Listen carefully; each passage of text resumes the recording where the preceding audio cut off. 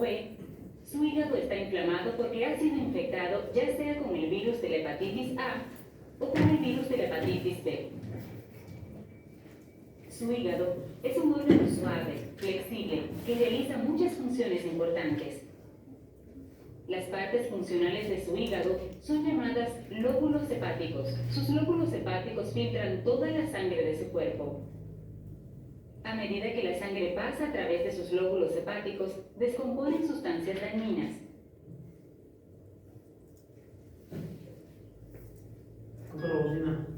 Remueven bacterias y los glóbulos rojos gastados. Informan factores de coagulación que controlan el sangrado. Después de una comida, su hígado almacena nutrientes para proveer a su cuerpo con energía cuando la necesita. Su hígado también produce una sustancia llamada bilis. Su vesícula almacena bilis y la libera a su intestino delgado para ayudar a digerir grasas en los alimentos que come. Si tiene hepatitis A, el virus ingresó a su cuerpo cuando fue expuesto a materia fecal de una persona infectada con el virus.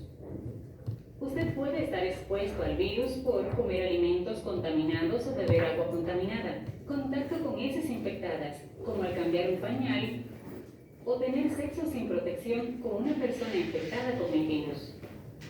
Si usted tiene hepatitis B, el virus ingresó a su cuerpo cuando usted estuvo expuesto a la sangre u otros fluidos corporales de una persona infectada con el virus. Esto podría ocurrir a raíz de compartir una jeringa de medicamento con una persona infectada. Otros modos en que usted puede estar expuesto al virus incluyen tener sexo con alguien infectado con el virus, compartir artículos de higiene personal como rasuradoras o cepillos de dientes utilizados por una persona infectada, contacto directo con la sangre o fluidos corporales de una persona infectada, o cuando una madre lo pasa a un bebé durante el nacimiento.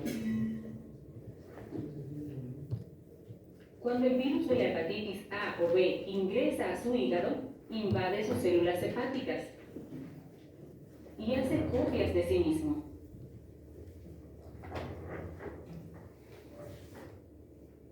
En respuesta, su cuerpo envía células inmunes para atacar tanto el virus como las células hepáticas infectadas con el virus. Como resultado, estas células hepáticas se inflaman y mueren. Con el tiempo, se forma tejido de cicatriz alrededor de las células hepáticas infectadas y muertas, lo cual evita que su hígado trabaje de forma apropiada. Si tiene una infección de hepatitis B crónica, su hígado contiene una gran cantidad de tejido de cicatriz llamado cirrosis, lo que limita el flujo sanguíneo y resulta en encogimiento permanente y endurecimiento de su hígado. Si usted tiene hepatitis A, su médico no recetará ningún tratamiento porque sus células inmunes eventualmente encontrarán y destruirán todos los virus de hepatitis A en su cuerpo. Si usted padece de hepatitis B, su sistema inmune usualmente eliminará todos los virus de hepatitis B de su cuerpo. En algunas personas con hepatitis B crónica, particularmente niños, sus células inmunes no pueden eliminar todos los virus de la hepatitis B. Si tiene hepatitis B crónica y su sistema inmune no puede deshacerse completamente del virus, su médico puede recetar un medicamento antiviral. Si tiene un caso severo de hepatitis B crónica, su médico puede recomendar una operación de trasplante de hígado.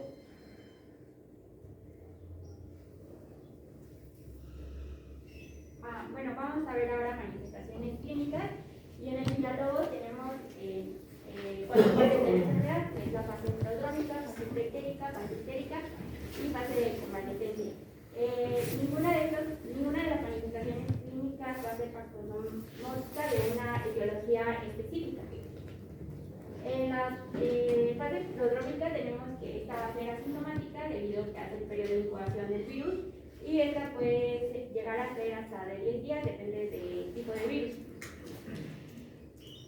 En la fase preictérica tenemos síntomas específicos como son mialgias, artralgias, ataques al estado general, anorexia, febrícula o fiebre, náuseas, vómito, disgeusia, que es un trastorno de gusto, alteraciones en el olfato, que puede ser hiposmia o cacosmia.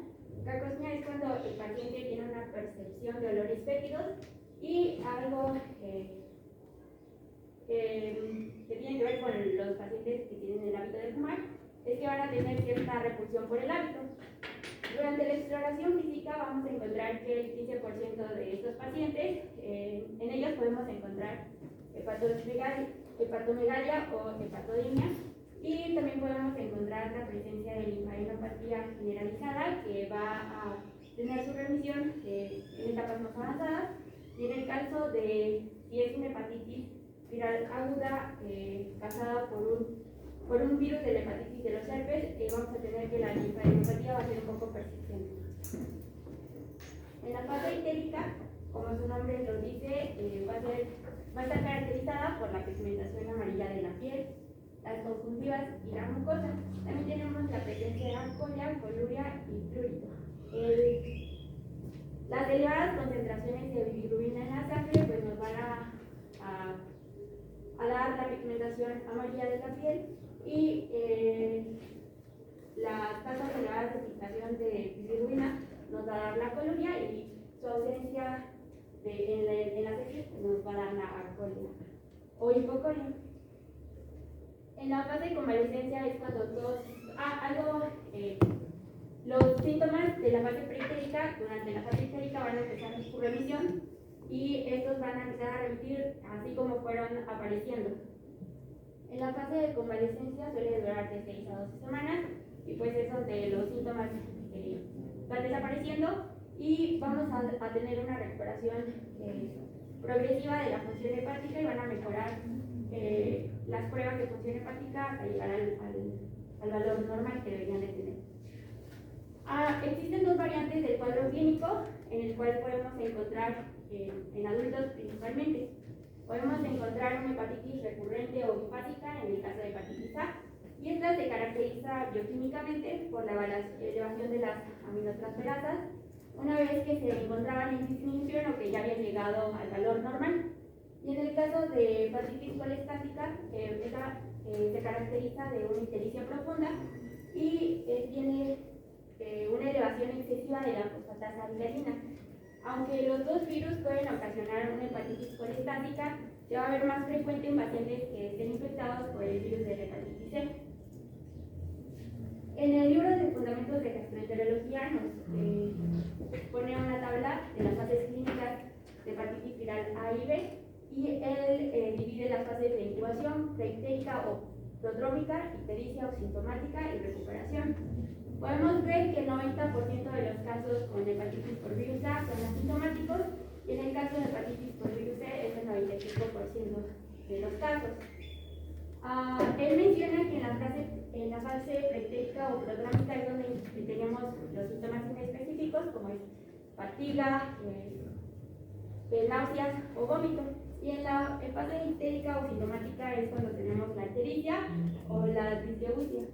En el caso de la hepatitis por virus C, tenemos las formas más graves, se encuentran en embarazadas y en pacientes que ya tenían una hepatopatía crónica preexistente. También tenemos que, a pesar de que estos dos suelen ocasionar hepatitis aguda, en el caso de hepatitis por virus C, en pacientes inmunosuprimidos tiende a volverse un poco crónica. De acuerdo al diagnóstico, el libro de Fundamentos de Gastroenterología nos dice que lo ideal es cuando tenemos un paciente que nosotros creemos o tiene un cuadro que manifiesta hepatitis, lo primero que tenemos que hacer es hacer pruebas de función hepática. Esto para ver o determinar el tipo de daño que se está presentando. Este puede ser necroinflamación, hepatocelular, colestático o de insuficiencia hepática. También deberíamos de pedir una biometría hemática, y esta nos orientaría hacia la etiología infecciosa y los anticuerpos específicos para cada uno de los virus. Incluir aquí el funcionamiento hepático es muy importante. Después del funcionamiento hepático nos van a reportar bilirrubina directa y bilirrubina indirecta, las tasas alcalinas, las aminasas y el tipo de proteínas. ¿Sí? En el libro de Villalobos nos dice que lo óptimo sería pedir marcadores virales, antígeno del virus de la hepatitis A y antígeno del virus de la hepatitis C. Y también la presencia de anticuerpos IgM nos daría en el diagnóstico. En este caso, la bilirrubina se eleva a expensas de la fracción directa, las aminotransferasas están elevadas, los incrementos van desde 100 hasta 5.000 unidades internacionales, aunque podemos encontrar valores mucho más elevados, y la fosfatasa alcalina se tiende a elevar de forma discreta, aunque si la encontramos con una elevación muy importante, podemos decir que estamos en un cuadro de hepatitis colestática. En el libro de Fundamentos de Gastroenterología encontramos un cuadro comparativo y Les recomiendo que lean, hay un librito de, no sé si lo tengan, de laboratorio, de análisis de laboratorio, un librito. ¿Lo tienen? No, aquí era lo que me dio todo el libro.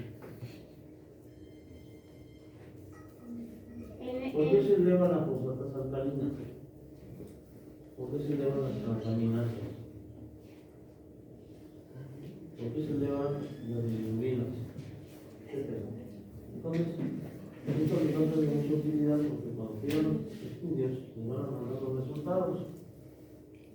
Y luego, ¿cómo viene la interpretación?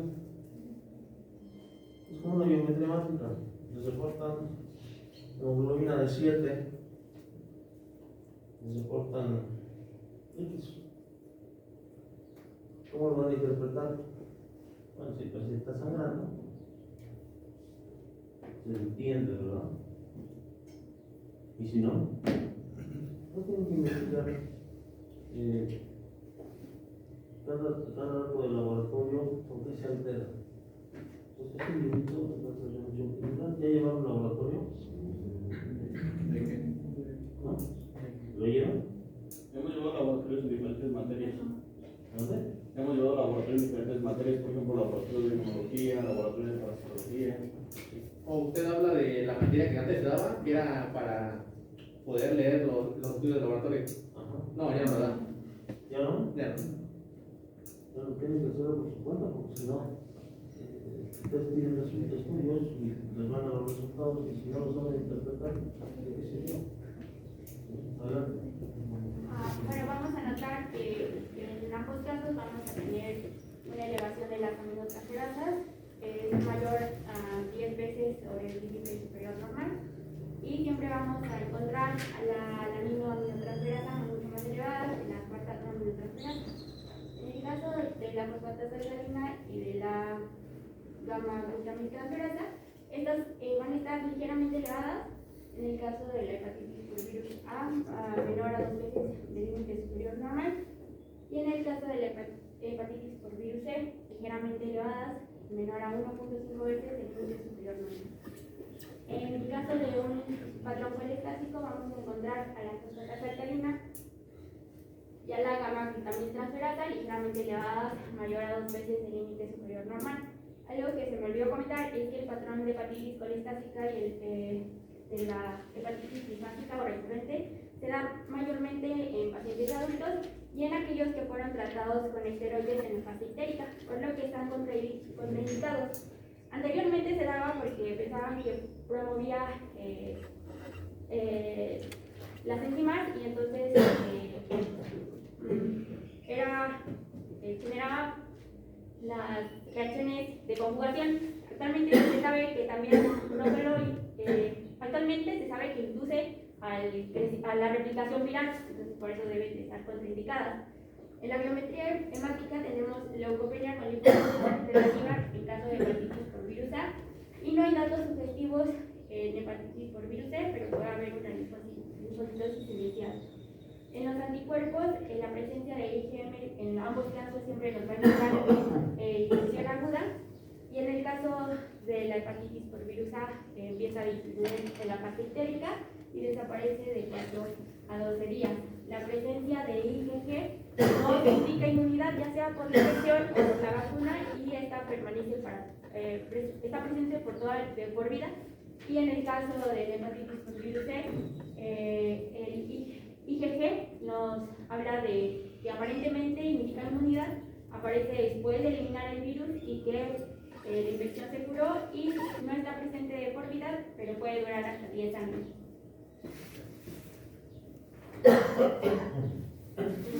Bueno, vamos a pasar con el tratamiento. Solamente para las hepatitis agudas va a ser un tratamiento sintomático. Cuando haya casos vómitos, metoclopramida le iniciamos cada 8 horas. Si hay cefalea, se va a dar paracetamol, 500 miligramos o miligramos cada 8 horas. Y si hay prurito, es coltiramina. En este caso, el uso de la virina es inútil en el virus de la hepatitis A y la E, porque el virus de la hepatitis A es autolimitado, entonces no necesitamos dar. Y en el caso de la hepatitis B solamente se va a dar en casos de severos y fulminantes la ribavirina. Cuando es una hepatitis por oportunistas o por el virus de Epstein-Barr, se va a dar ganciclovir o valganciclovir. Y bueno, ambos fármacos en pacientes inmunodeprimidos es más efectivo.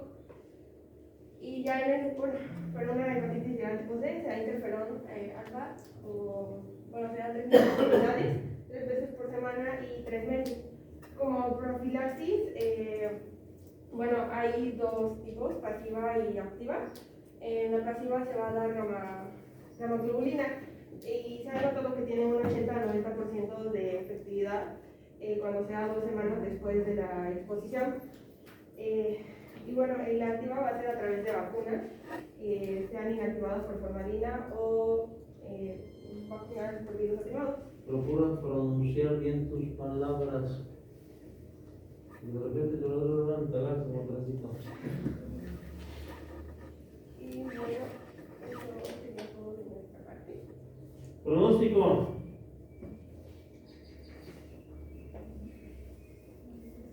¿Cuál es el pronóstico de estos pacientes?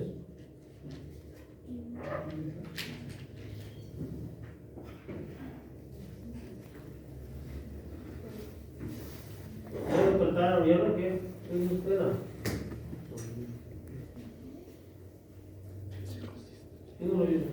¿No lo vieron en la clínica propedéutica?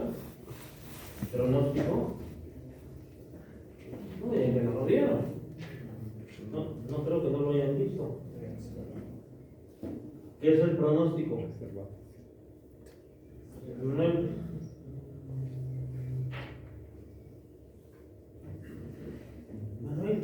Sí, estoy pensando. La calidad de vida que va a llevar el paciente. Lo que le espera al paciente, ¿verdad? Es el pronóstico.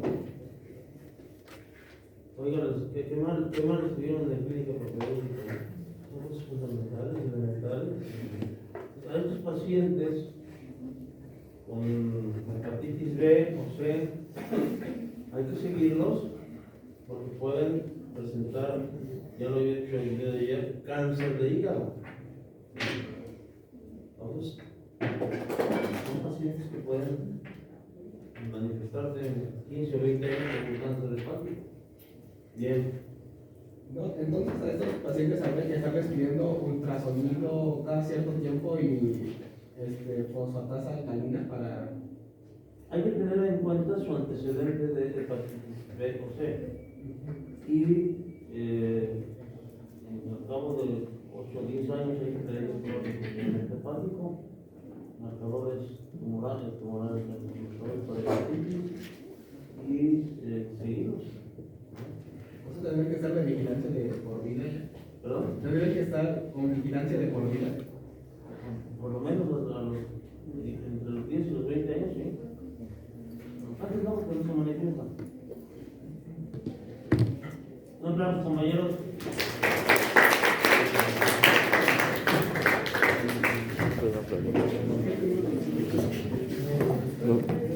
Nosotros aplaudimos, porque a nosotros no nos aplaudimos.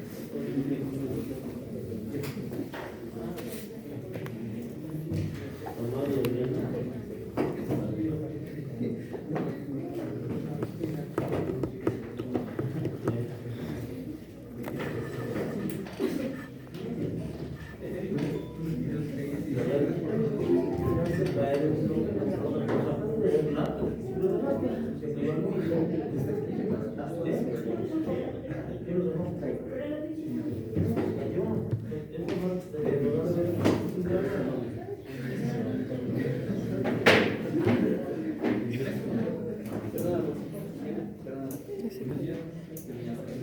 que significa. Vamos a ver ahora el siguiente capítulo de la hepatitis crónica.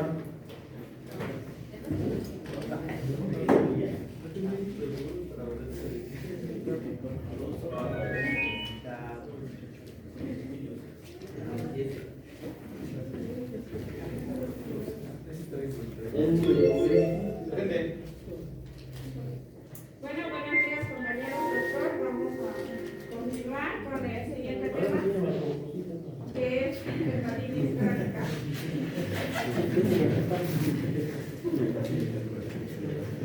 Dentro del resumen de contenidos que vamos a presentarles, vamos a ver la definición de hepatitis crónica, la epidemiología, las causas y los factores de riesgo, así también como las manifestaciones clínicas, el diagnóstico. ¿Le diste todo el volumen? ¿O tiene más volumen?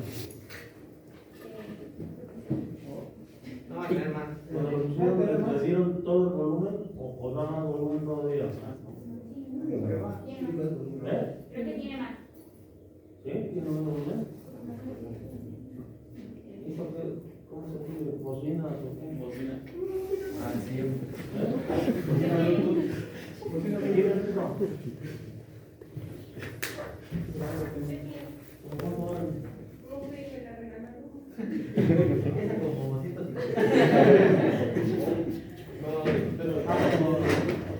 El expresamente va. Ese güey le sabe. No, es que se oye mejor que las bocinas que traen los. Bien. Así también como el pronóstico y por último la prevención. Bueno, para iniciar tenemos que dar una breve definición, como lo marca el Villalobos, y es que la hepatitis crónica se define como la inflamación del hígado persistente por más de 6 meses. El punto de corte de los 6 meses ha sido establecido arbitrariamente al determinar que se trata del periodo en el que la hepatitis aguda alcanza una resolución completa, puesto que si la hepatitis aguda, que creemos aguda, no se alcanzó a curar en este periodo de tiempo, ahora se nos convierte en una hepatitis crónica. Según la histopatología, se va a ver como una presencia de inflamación y necrosis asociada a diferentes grados de fibrosis. Hay que tomar en cuenta que el signo característico cuando escuchamos hepatitis es la ictericia. Existen diversos tipos y los vamos a clasificar en 5, el que es provocado por el virus de la hepatitis B, el de la hepatitis C, el de la hepatitis D, el que es ocasionado por forma autoinmune y el que es ocasionado por fármacos.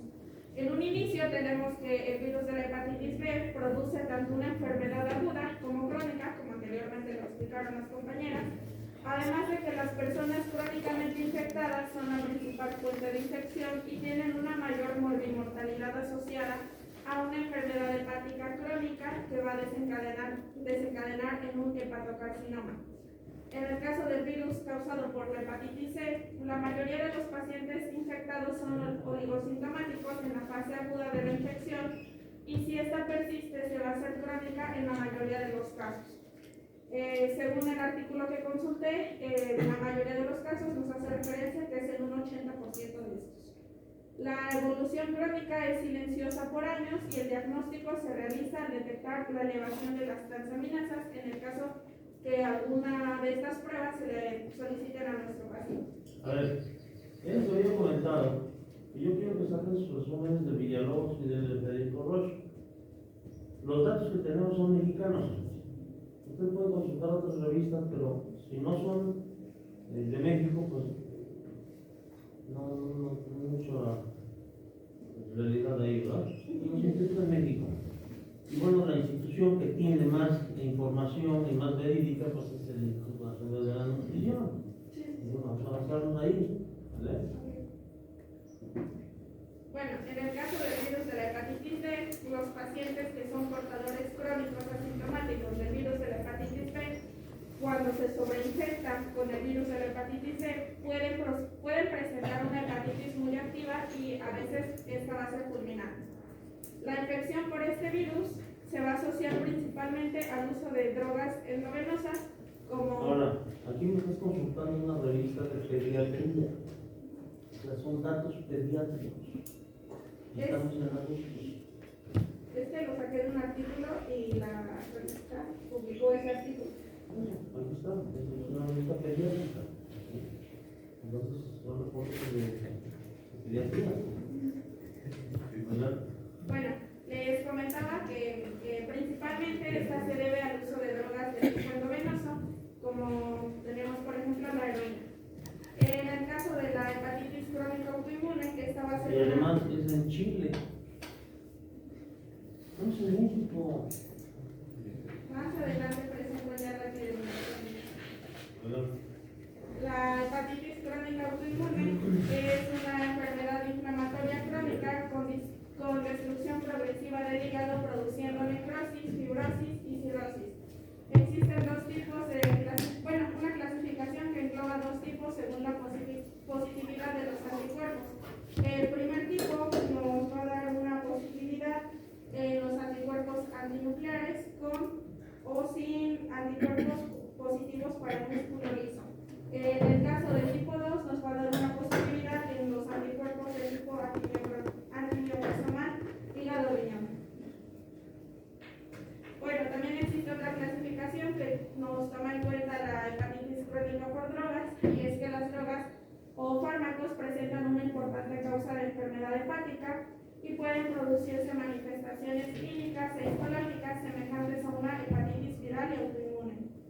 Cualquier fármaco es un potencial inductor de hepatitis crónica y debe ser considerado al registrar los antecedentes de nuestros pacientes. Van a haber dos tipos de mecanismos que nos van a dar una hepatotoxicidad y los podemos clasificar en toxicidad predecible o intrínseca o toxicidad impredecible o idiosincrática. En el caso de la predecible tenemos una dosis dependiente, a diferencia de la otra clasificación que nos maneja una dosis independiente. La primera puede ser reproducible en animales a comparación de la otra que no se puede. Y existe una hepatotoxicidad directa de la droga, además de que no requiere una exposición previa, como por ejemplo el paracetamol. Bueno, vamos a hablar sobre la epidemiología, y es que tomaron en cuenta, es como que lo más reciente que encontré, se tomaron en cuenta los casos de incidencia de la hepatitis A por año en México en la década de 2010 a 2020. Y es que en el año de 2020 hubo una reducción considerable respecto a inicios de la década. Muestran un resumen que nos habla sobre que durante el periodo de 2012 a 2017 se había observado una tendencia a la reducción de los casos en incidencias de hepatitis A. Sin embargo, hubo un repunte para los años 2018 y 2019. Para el 2020 se observó una reducción del 60% en comparación con lo notificado durante el año 2019. Durante el año 2020 se registraron 3.978 casos de hepatitis A en México, con una tasa de incidencia nacional de 3.11 casos por cada 100.000 habitantes. Bueno, ahorita vamos a hacer una breve comparación, pero a diferencia de los otros tipos de virus, esta es la que más se presenta, por lo menos en el país. Respecto a la incidencia en casos de la hepatitis B por años, en México de 2010 a 2020 también hay una notable reducción en cuanto a los casos de 2019 a 2020. Pero como pueden notar, si comparamos el 2013, por ejemplo, al 2019, hay una alza en cuanto a los casos. Durante los últimos 11 años, estos nos registraron 7.746 casos de este virus y se observó una tendencia a la baja entre 2010 a 2017, tras lo cual la tendencia se revierte hacia el alza, pero vamos a observar una reducción importante en la notificación para el año 2020, puesto que ahí solamente se reportan 369 casos de hepatitis B en nuestro país, con una tasa de incidencia nacional de 0.28 casos por cada 100.000 habitantes. Si lo pueden notar, respecto a los 3.11 casos por la misma cantidad de habitantes, es bastante bajo. Bueno, tenemos una incidencia casos de hepatitis C por año de la misma década, y todavía es más notoria la reducción respecto al año 2019 a 2020. Y durante esta última década se presentaron un promedio de 2.108 casos anuales de hepatitis C en México. Para 2020 se observó una reducción del 57% con respecto a lo notificado en 2019, pues es más de la mitad de lo que se redujeron los casos, puesto que se registraron 1.366 casos de hepatitis C en nuestro país, con una tasa de incidencia nacional de 1.06 casos por cada 100.000 habitantes. Como lo pudieron notar, es pues casi el doble respecto al virus de la hepatitis B, pero pues todavía mucho menor a lo que nos causa el virus de la hepatitis A.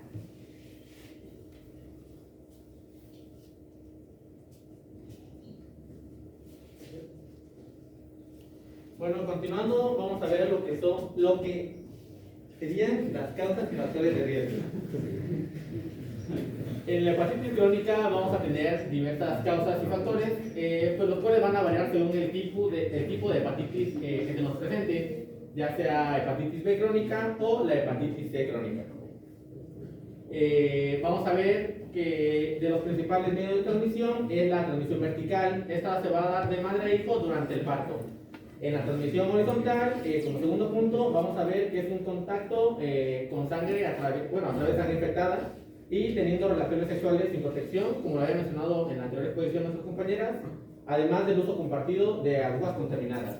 Y por último, no haber recibido la vacuna contra la hepatitis. En cuanto al primer tema de transmisión vertical de la madre al hijo, vamos a ver que la transmisión portadora pues, del virus de la hepatitis B a su bebé, esta va a poder ocurrir en el útero en el momento del nacimiento o después de este. La tasa de infección llega hasta un 90%. Sin embargo, pues la vacunación neonatal es altamente eficaz, superando pues esta cifra. En cuanto a la prueba para el antígeno, se debe realizar en todas las mujeres en su primera visita prenatal y de preferencia repetirla más tarde durante el embarazo si se considera apropiado. Los recién nacidos con madres con el virus de la hepatitis B positivo pueden ser protegidos eficazmente mediante la inmunización pasiva-activa, con una tasa de protección de aproximadamente el 90%. En cuanto a la transmisión horizontal, pues vamos a ver que tanto niños como adultos pueden adquirir la infección por transmisión horizontal a través de pequeños cortes en la piel o en las membranas mucosas por el estrecho contacto físico con otros niños. Es importante recalcar también que pues, este virus puede sobrevivir fuera del cuerpo humano durante un periodo pues, un poco prolongado. Esto nos va a dar como resultado la transmisión a través de artículos de uso doméstico contaminados, tales como son cepillos de dientes, maquinillas de afeitar o incluso juguetes que pues, puede ser posible. Ahí les coloqué una imagen en la cual vienen prácticamente sintetizados los medios de transmisión. En cuanto a la transmisión por fusión de sangre, también es una de las más principales, y la transmisión nosocomial. Aquí les puse unas estrategias que pues, nosotros como estudiantes de medicina o futuros médicos pues, vamos a tratar de seguir para evitar la transmisión nosocomial de la hepatitis B, las cuales consisten en lo siguiente: en el uso de agujas y equipo desechable, en la esterilización de los instrumentos quirúrgicos, en las medidas generales para el control de las infecciones y pues en la vacunación anti-hepatitis B de todos los trabajadores sanitarios que se encuentren con nosotros. Ahora sí, continuando con la hepatitis crónica, vamos a ver una rama fundamental que es la alcohólica. Y vamos a tomar como principal, una de las principales enfermedades, la esteatohepatitis alcohólica, en la cual pues, va a ser un consumo prolongado y excesivo de alcohol, que pues, va a ser el principal factor desencadenante pues, de la enfermedad. Además, va a tener como prevalentes la cantidad de alcohol ingerida y la duración del consumo, además de la susceptibilidad individual pues, que se va a ocurrir en este. Ahí vamos a ver tres imágenes, las cuales nos van a presentar pues una hepatomegalia intensa y un parénquima hepático con un incremento en la cognicidad. Esto es una ecografía y pues en en una resonancia. En cuanto a los síntomas, pues van a variar, ¿no? Los síntomas del diagnóstico, pero pues sus principales síntomas pueden incluir lo que es fatiga, el dolor abdominal predominante en el lado derecho, la ictericia tanto en piel y ojos y el aumento en el tamaño del hígado. En cuanto al diagnóstico, pues vamos a ver que se utilizan varios métodos para detectar la esteatohepatitis alcohólica. También es importante saber que hay una esteatohepatitis no alcohólica, esto es producida principalmente por el hígado graso. Y bueno, como se mencionaba, habrá también para el diagnóstico determinaciones bioquímicas y cuestionarios. Sin embargo, pues la biopsia hepática va a seguir siendo el método de referencia. En cuanto a la patogenia y el tratamiento, vamos a ver que la resistencia a la insulina, el estrés oxidativo y los factores genéticos van a estar involucrados en la patogénesis, además de la microbiota intestinal, y pues que esta va a desempeñar un papel sumamente importante. En cuanto al tratamiento, pues se recomienda más que nada el cambio de vida, que pues es fundamental, ¿no? Más que nada. Exactamente. También incluye abandonar el consumo de alcohol, de preferencia abstenerse totalmente y mejorar la dieta y el ejercicio. La primera línea de tratamiento se centra pues, principalmente en estos aspectos.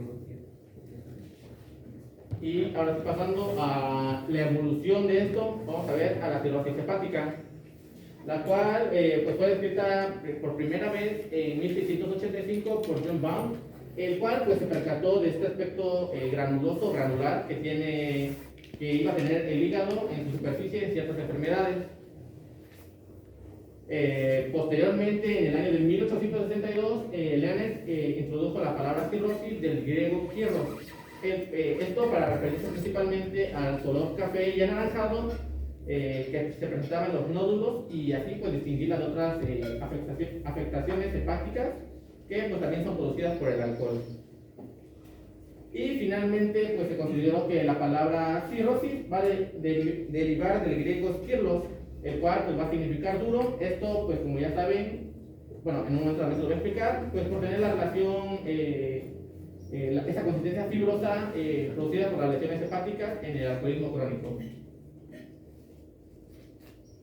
Y bueno, ahora sí vamos a ver que la cirrosis hepática se va a caracterizar desde un punto de vista anatomopatológico por la fibrosis y nódulos de regeneración. En ella va a haber alteraciones en el flujo sanguíneo parenquimatoso y pues estas son secundarias a la fibrosis. En cuanto a la cirrosis hepática, vamos a ver que no solamente se considera una afectación física, sino también un problema, es un impacto social y económico, puesto que pues esta va a generar una gran proporción en pacientes de edad económicamente activa. Los libros nos mencionan también que para llegar a este grado o a la cirrosis hepática se necesita consumir de 3 a 4 cervezas o de 3 a 4 copas de vino diarias durante un periodo de 10 años. Entonces sí es un proceso que pues conlleva un largo tiempo, ¿no?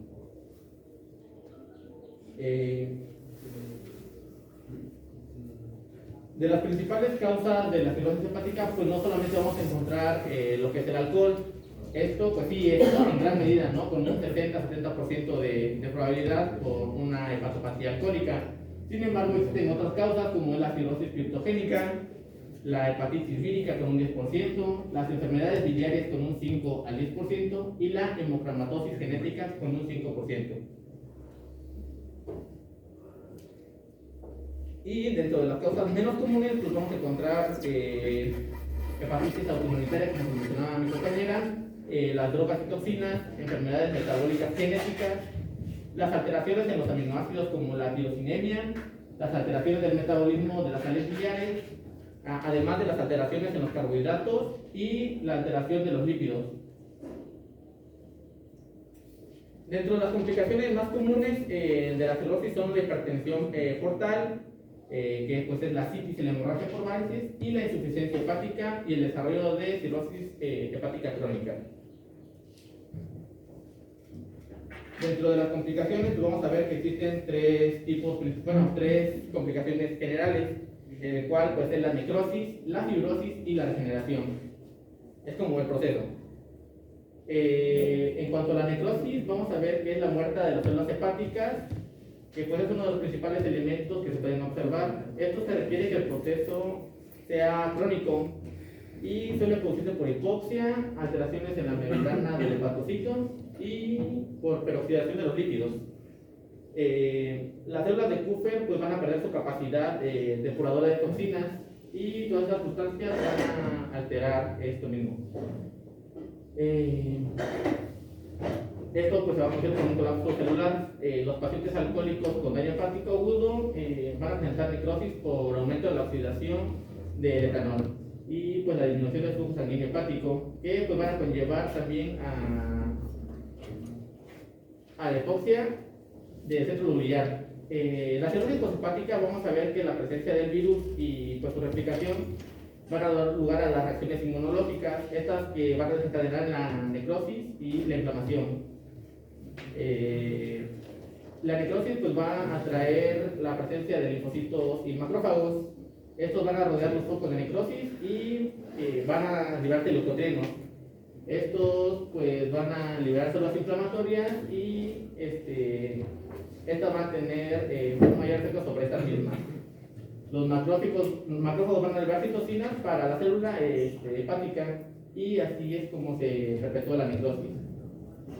En cuanto a la fibrosis, vamos a ver que la característica más importante es el aumento de la producción y el depósito de la colágena. Esto se ha demostrado que el hígado cirrótico. Recuerdo que el alcohólico generalmente es una persona que casi no come. Por estar enfermando, casi no come. Esa es una enfermedad alcoholo-nutricional. Bueno, continuando, pues vamos a ver que va a ser de 2 a 6 veces más cantidad de colágena que el hígado normal. Va a haber colágena tipo 1 y el tipo 3 y estos van a estar elevados en el hígado cirrótico. No se sabe con certeza si este aumento de la colágena es a expensas de los fibroblastos o de las células perisinusoidales parenquimatosas. Estos, aunque se ha demostrado la presencia de ellas en las enzimas hidroxilasas, vamos a ver que se ha hecho como experimentos tanto en seres humanos como en animales y pues se ha demostrado una recuperación de contenido total del colágeno. Estos cambios que se aprecian, vamos a ver que se van a acompañar de cambios en el RNA que pues, van a estar relacionados no solamente con la síntesis de la colágena, sino también con la regeneración. Vamos a ver que también es interesante saber que la fisiopatología de la cirrosis, vamos a ver el por qué, además de estar incrementada la síntesis de colágena, van a existir cambios en la degradación de esta misma. Pues esto va a ser introducido por el tetracloruro de carbono y vamos a ver que está disminuido, habrá un incremento en su síntesis. Es por ello que es uno de los 2 factores que pueden determinar el incremento de colágena en los pacientes cirróticos.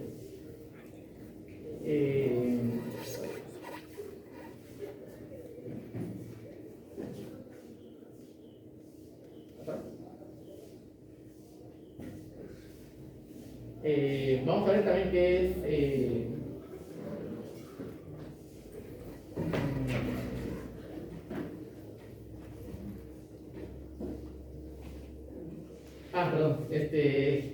en cuanto a la regeneración, vamos a ver que la regeneración hepática es estudiada ampliamente pues, a través de los años, sobre todo desde el punto de vista experimental, así como en el humano. Pues en los cuales se han realizado hepatectomías parciales y en los cuales se puede apreciar la gran capacidad que tiene el hígado para regenerarse. Esto pues hasta lograr nuevamente una masa de tejido hepático similar en tamaño y en peso a la que se tenía inicialmente. Los mecanismos que regulan la función hepática, pues vamos a ver que se han considerado hasta la actualidad pues, diferentes mecanismos que la regulan, tales como el calcio, el AMP cíclico y la calmodulina. Factores desencadenantes también como el cambio del RNA y productos específicos en la iniciación de la síntesis del DNA. Y finalmente, pues vamos a ver la existencia de factores en los hepatocitos. Estos pues, van a responder a los estímulos de la proliferativos y pues así vamos a tener una regeneración pues, óptima de lo que es el hígado.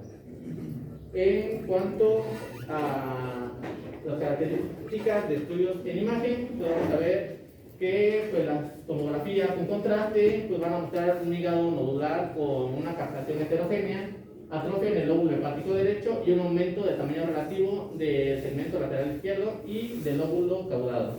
Como podemos ver acá, pues es un hígado pues, ya atrófico.